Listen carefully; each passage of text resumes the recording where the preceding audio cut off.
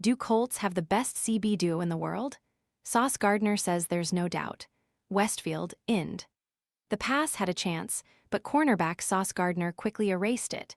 Not because Daniel Jones threw a bad ball in the Indianapolis Colts' first fully padded practice Monday, or because Ashton Dulin ran a poor route. The connection between the veteran quarterback and his do-it-all receiver wasn't disrupted because they weren't on the same page. Then I found Lulu Talks tea and everything shifted. Once I started drinking it, my mornings were ruined in the sense that they'd never be the same again. I began waking up feeling rested and energized, something I hadn't experienced in years. My new routine? Just 1 cup of Lulu Talks in the morning. On top of that, my menopause symptoms have eased significantly. I finally feel like myself again, strong, confident, and like a woman who's ready to take on the day. Curious what makes it different? Scan the QR code now or visit grabdeal.us/8. Advertisement. The reason for the incompletion was simple. Sauce Gardner. As Dulin ran a slant, Gardner broke inside and used his long arms to deflect what was supposed to be a surefire first down catch.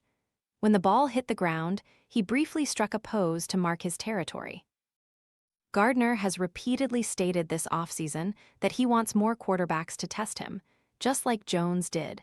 But the reality of being a shutdown corner is that opportunities for breakups and interceptions are sparse.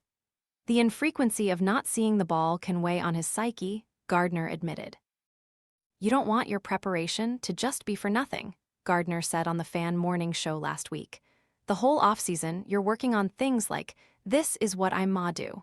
You're using your imagination like, this is gonna be my pick six. Then you mess around and not even get the opportunity. But at the end of the day, I still gotta prepare as if the ball is gonna come my way each and every play. Gardner, whose last interception was in 2024, won't get his full wish this year because no quarterback is going to repeatedly target a 2-time first-team All-Pro. However, thanks to Charvarius Ward Sr. Flanking Gardner on the opposite side of the field, it won't be as easy for quarterbacks to ignore him. Ward, a 2023 second-team All-Pro, will make QBs think twice, as well, which could open the door for a lurking Gardner to make more plays on the ball. Gardner's pass breakup Monday against Dulin was further evidence of what could be on the horizon for the Colts cornerback tandem, especially after he dominated Saturday's practice with airtight coverage in the red zone. Ward said last week that he didn't want to make any crazy predictions about what he and Gardner could do together, but Gardner was more bullish. Advertisement, the way we talk, the way we think, and the way we know we're the best duo in the world, Gardner said. We hold each other to a high standard because we know what we can do. Last year, the Colts traded 2 first-round picks and wide receiver A.D. Mitchell to the New York Jets in exchange for Gardner. The hope was for Gardner and Ward to shore up the Colts' secondary and help push them into the playoffs. Their pairing, however, only lasted 1 full game due to Ward suffering 3 concussions and Gardner's season-ending calf injury.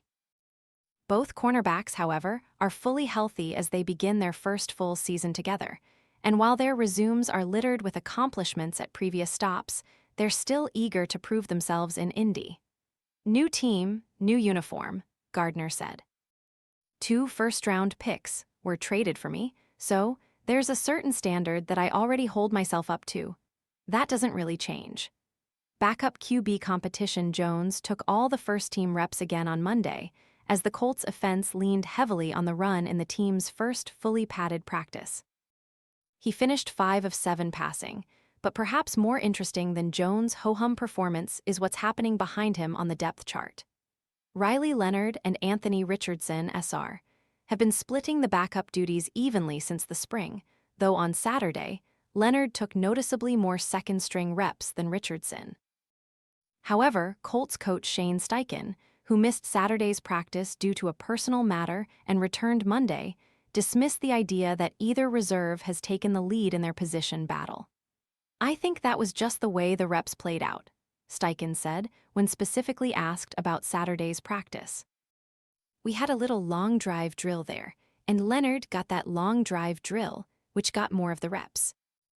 Obviously, if they had rotated the other day, those would have been Anthony's reps.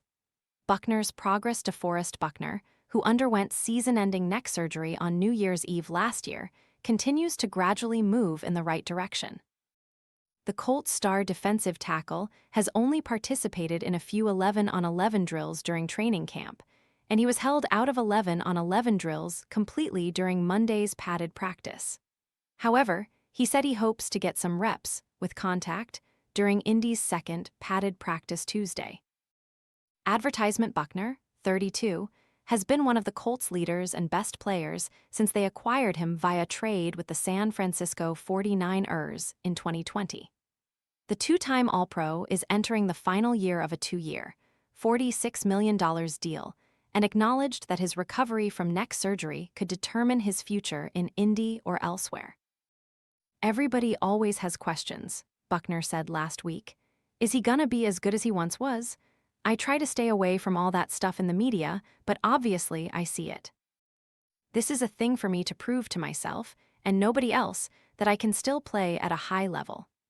More news and notes. McGowan making plays. Seth McGowan is building his case to be the Colts' backup running back.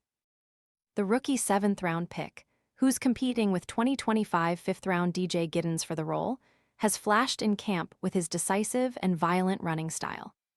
McGowan led Kentucky with 725 yards and 12 TDs last year, and Steichen said he was excited to see how McGowan's hard-nosed approach would be accentuated in a fully padded practice. "He's not scared of contact, which is awesome at the running back position," Steichen said. "You need that physicality, and he brings that." Wohler injury. Hunter Wohler is sidelined with a hamstring injury, Steichen announced Monday.